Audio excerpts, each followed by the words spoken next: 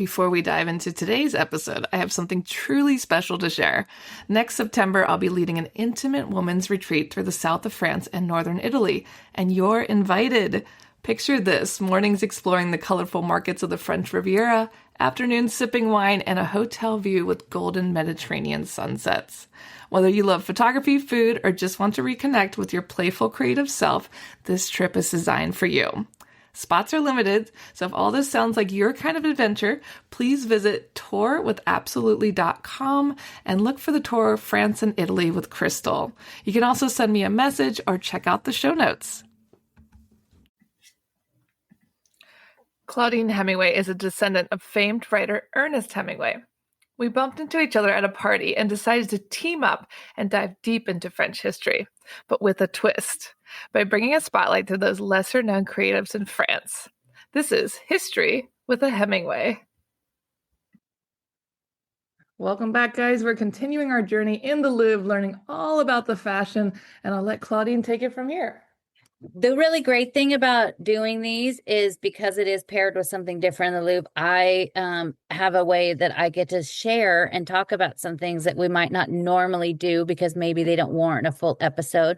And this is another one, and it's about a specific ceramic artist that if you don't know who he is, you definitely have seen the take on what he does because it's been copied for hundreds of years. So the next room after we've gone and seen the tapestries. So in this room, there are some more tapestries, but we're not going to talk about those. But it changes the focus to flora and fauna that comes to life on ceramic. We have in this room two things that Alexander McQueen, and if you want to know more about him, we did him on the episode a couple weeks ago, but he does it again with, this was his very last pret-a-porter collection. It was called Plato's Atlantis. It premiered on October 6, 2009, and it was an answer to the troubling prognosis of the climate and the world. In 360 BC, Greek philosopher Plato had wrote a story called, and it was about Timea and Christie. It features this island country off of Atlantis that he made up. It was conquering Europe. Their arrogance would later take them down, and the island that they lived on would sink into the sea.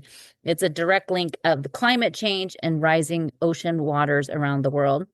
But McQueen was inspired by his frequent visits to the Victoria and Albert Museum in London and the pottery of Bernard Palissy. Using 3D digital imaging of reptile skins, he had printed onto fabric and then added all these beautiful colors, which was the very first designer that ever did that onto fabric. We had talked weeks ago about the Van Herpen dress that she did called the Cathedral, which isn't really a dress, but it was all 3D printed. But that was like the 3D actual, this one is imaging. The runway began with the dresses in hues of greens and browns and finished in shades of blue and turquoise, all with this reptile fabric look to it. I'll put a link to some of the pictures, and it does actually look a little bit more alienish. The dress on display is a short version with folded volumes of fabric for the skirt. It's like a snake shedding its skin. And McQueen depicts a world of humans evolving into reptiles and why it looks a little alienish. Behind it, McQueen had also designed a shoe to go with this entire collection. It's called the Armadillo Platform Heel. You might remember seeing this. It was a heel that was looks like, and she actually wore one of these pairs of shoes, Lady Gaga. It is covered with two-tone python skin. It's a more modern take on a Chopin design that Louboutin had done that we talked about last week. McQueen designed only 24 pairs, 20 of which were used for the fashion show. Each pair of shoes was sculpted from wood with an interior that held the foot. So the interior looks just like, if you saw the side outline of a heel. But it is also the look of the shoe from the outside looks like a ballerina's foot that's on point. So she's, standing up on her toes. Each shoe took 5 days and 30 people to make. and involved three separate ateliers. The 12-inch shoe with a 9-inch heel had some models refusing to wear them, but once they walked in and they realized they were actually comfortable. Do you remember seeing this it was in a glass case? No, not at all. It sounds wild though. It is kind of crazy, and everybody that sees it, I mean, anytime I'm in that room, I overhear people like, whoa, like it's just one of those things. And then people are like, how would you ever wear that? But the inside of it, and I'll put a picture of like the x-ray of the side of the shoe. The inside of it looks like a shoe. So your foot is in there. It's just, but it is very Lady Gaga. But next to the reptile dress, the McQueen, we take a dip into the sea with Bottega Veneta. It's described as a Nordic mermaid, a knitted form-fitting sweater with scales topping a mermaid rolled waistskirt with fringe detail that looks a little bit more like an alien than a mermaid. But it's Bottega Veneta is Italian for Venetian shop. It was created in 1966 by Michel Tadier and Renzo Zengaria. It was primarily a leather good company, and they expanded into ready-to-wear in 1998. The designer Matteo Blasi joined the house in 2021 and was praised for every single look he did in the collection. Blasi was born in Paris to a father that was African art expert and a historian mother. His entire life has been filled with art. His mother taught him how to look at art, and if he said he didn't like it, she would ask why and told him to look at it again, which made him get in, an appreciation instead of just looking at something and say, yeah, I don't like it and walking off. Created this curiosity and the new way of appreciating art that would last all the way until today. He draws inspiration from everything from a Renaissance church ceiling to ceramic pieces and even advertising images.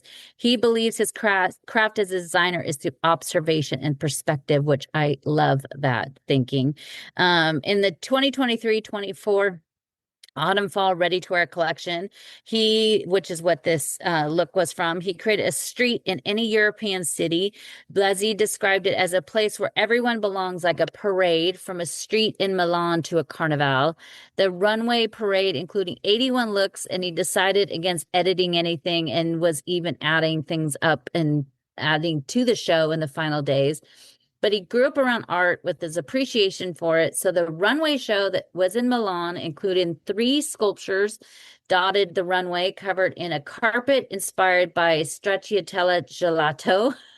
Like literally, it almost looks like a fine leopard print in like a light green.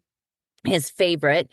2 bronze runners dated back to the 1st century BC that were found in 1754 at the Villa of the Papyri, were on loan from the National Museum of Archaeology in Napoli, alongside a more contemporary figure by Umberto Bocci, that was called the unique form of continuity in space, designed in 1913.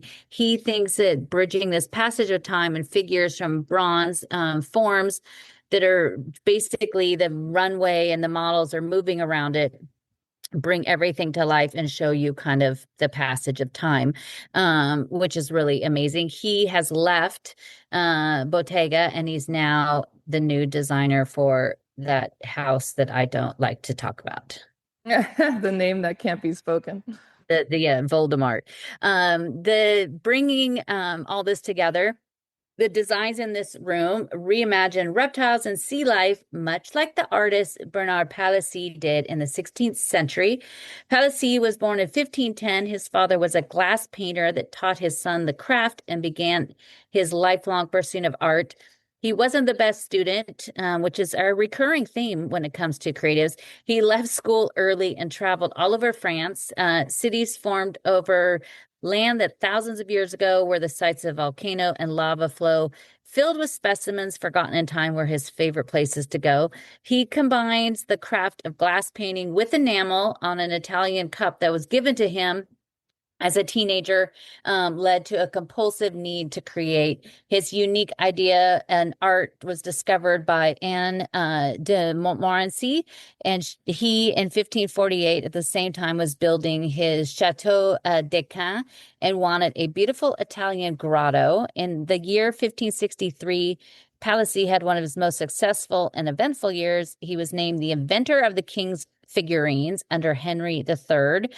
His mother, Catherine de Medici, loved his work of Palissy. The same year, Catherine broke ground on her new palace on the eastern side of the Louvre, the Tuileries, and wanted a grotto much like the one Montmorency had.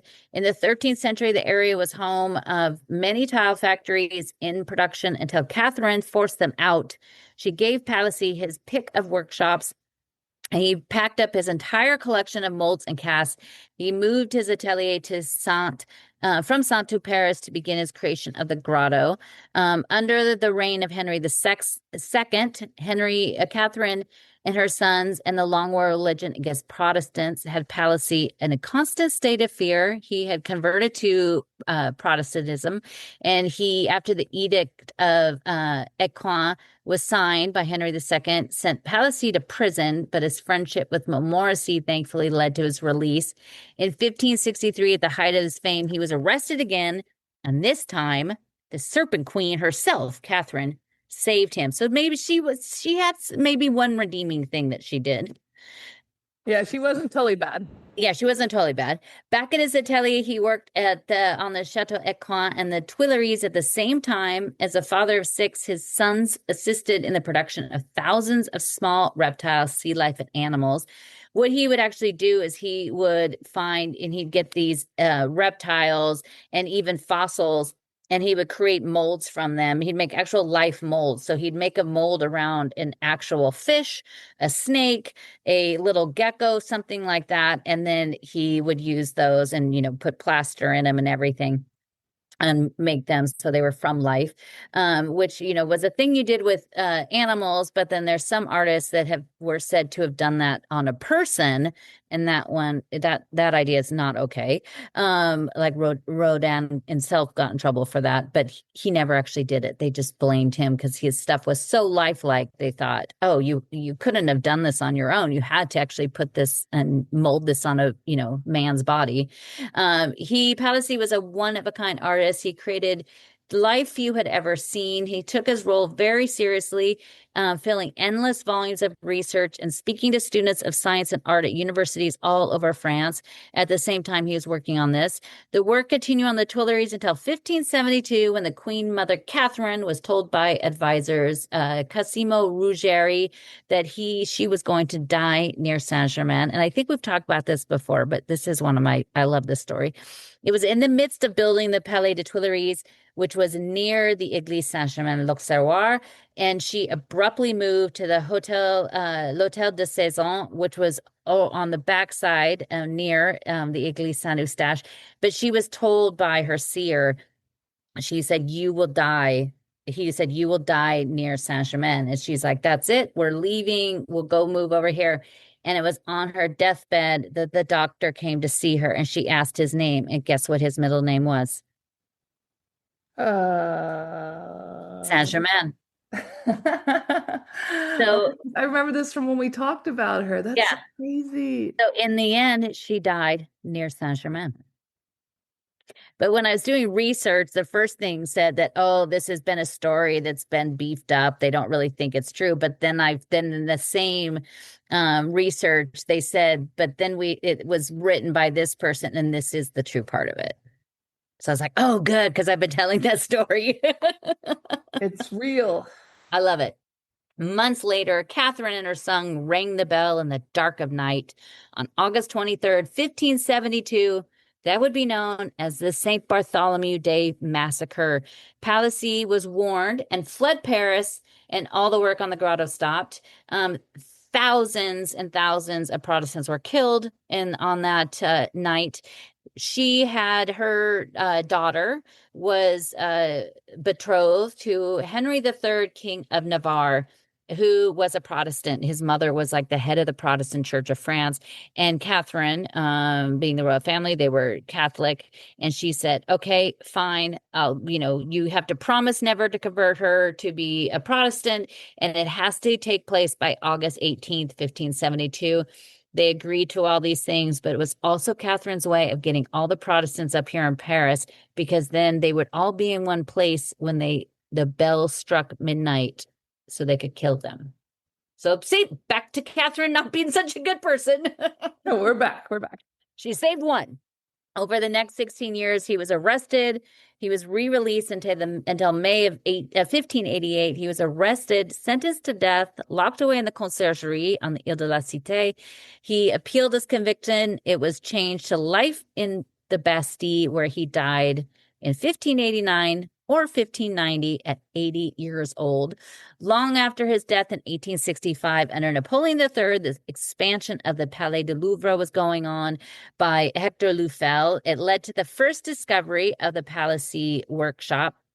While building the Pavillon de Cesson, just past the Grand Guichet, which is if you're in a taxi driving out from the Louvre and you go underneath the Denon wing, there's the building that sticks out. It's not mirrored on the other side.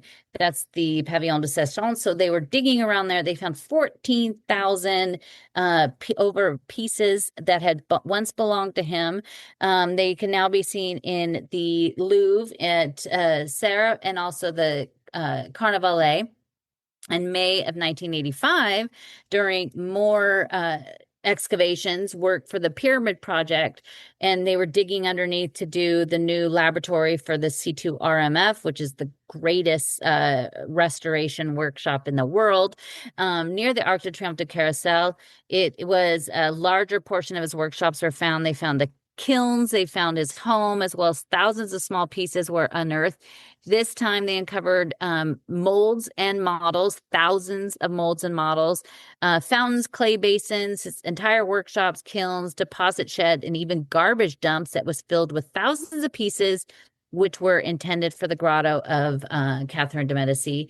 Many of these items, including ceramic frogs made for the grotto, some serving as water spigots for the fountain, can be seen in the Louvre today in the lower part of the Sully Pavilion. I'll put some pictures up, but it's pretty cool to get to see those.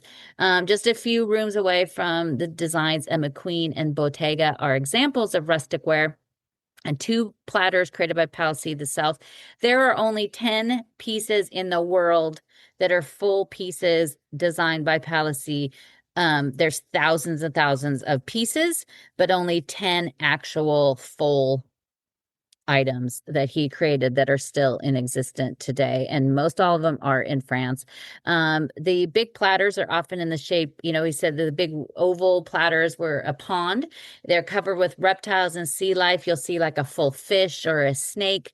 You will also find Palissy on the exterior of the Louvre as part of the 86 great men of France that were installed in 1870.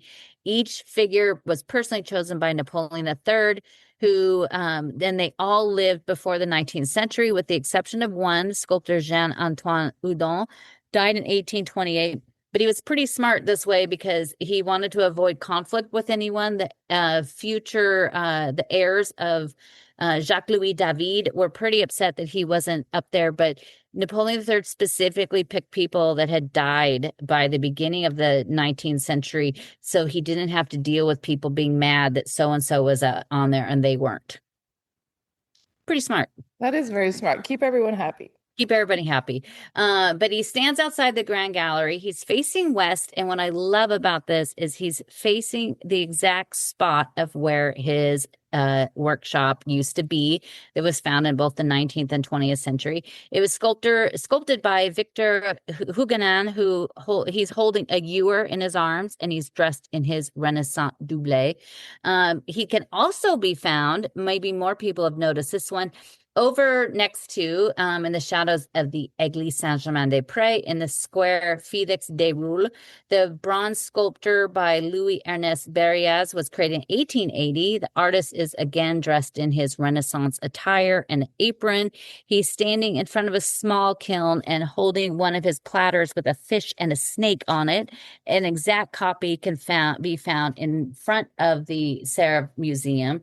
In the same case holding the McQueen shoe, an example of a Palissy-style rustic ware platter is another design by Christian Louboutin.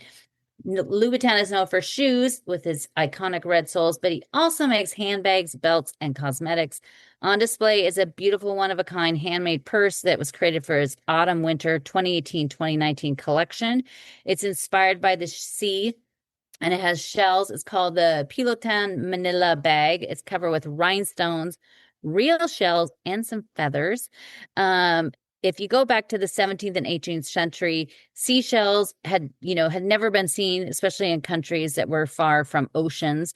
But Napoleon created a crown, his crown of Charlemagne, that he used for his coronation in 1804 with cameos. And some of those cameos were actually created from shells, and of course precious stones. So when people would see those, it was like, I remember seeing the crown, which we'll talk about later this year, thinking, oh, big deal, where are the diamonds? But then you realize that how these cameos were made, and the stones and shells they were made from were more precious than a diamond at that time. And so just, you have to think, now we have everything literally at our fingertip. You go back in time, to the Renaissance and even the 17th and 18th century, they didn't, all of a sudden they'd never seen a rhinoceros or a giraffe before. They had never seen a shell, this beautiful shell that they'd never seen. So Louboutin loves to use that kind of stuff in his collection. He also does, they do fashion shows, which is kind of funny because it's shoes. And I've been invited to some of the big fashion shows they've done. And they're always a little bit odd because it's all like this it's all this dance thing. The one I went to, the first one I went to, had the models basically laying on their back and kicking their feet up in the air because it's shoes. And it was like, okay, that's interesting. But what else are you gonna do but shoes? Yeah, it makes sense. Yeah. But they didn't have this purse. But this purse was like, is the only one made in their custom shop. And it's pretty fantastic. Well, I'm loving all these. I wish they would just keep the exhibition forever. I mean, they've had to change out a couple designs. They've changed it, like the Hermes dress, they've changed it from one that was like cream color to one that was like chocolate brown, just because some of these things are fragile. But we're also, not a lot of it is vintage. I mean, the oldest things that you find in here are maybe the 90s. There's a very few that are older than that, but that's about it. So I saw something that some fashion person had done in the Louvre, shared it, saying that since the exhibit opened in January, like 4 of these houses have changed artistic director. And so they said, oh, how it's already out of date. And I was like, well, that's kind of stupid, because also Herbert de Givenchy is dead. Yves Saint Laurent is dead. Gianni Versace. I was like, it's fashion. And this is not what this is about. It's not about what's new. And the label persists, but the designers changed. I just thought it was a funny way of them saying, oh, the Louvre is out of date. Go see it before it closes. I was like, well, that doesn't make any sense. These people are still, these houses are still creating. But yeah, no, exactly. It's just like people have passed on and things have changed, and that's just the way it is. Like, yeah, I mean, last year there was a massive change in head designers, and a lot of them, it's this domino effect, because somebody leaves, and then this, Blasi left Bottega, and now he's at Chanel, and and then that opens this up, and it's just one after another. But there is also with Maria Grazia Shiri, who is at Dior. Now there isn't any women designers as the head of the major fashion houses. They're all men. That's kind of sad. I know. Well, guys, head on over to ClaudineHemingway.com to learn more, and make sure you tune in next week. Thanks so much for tuning in to La Vie Creative. You can find more information on MissParisPhoto.com. And if you enjoyed this show, please feel free to share and spread the word for all my creative guests. We have the power to help them to keep doing what they love. See you next time.